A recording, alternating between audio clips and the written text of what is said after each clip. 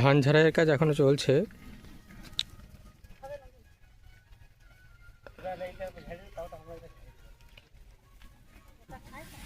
সামনে দেখতে পাচ্ছেন যে ধানটা বেরিয়েছে অ্যাকচুয়ালি ঝাড়াইয়ের পর, এটা এইখানে এই যে পড়ে আছে।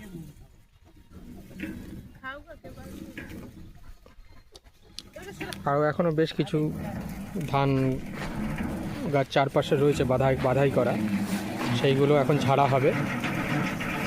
তো ওই যে দেখুন সামনে ঝাড়ছে কীরকমভাবে ধানগুলোকে, নিচে ধানটা পড়ছে, ওখান থেকে ঝাড়ছে, তো ধানটা নিচে পড়ছে। এইভাবেই ধান ঝাড়াইয়ের কাজ হয়।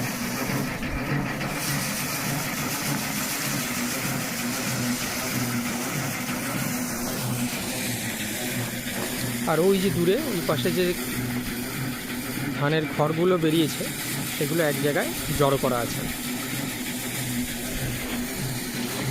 ওগুলো থেকে ধান বার করা হয়ে গেছে, এক পাশে রেখে দেওয়া হয়েছে।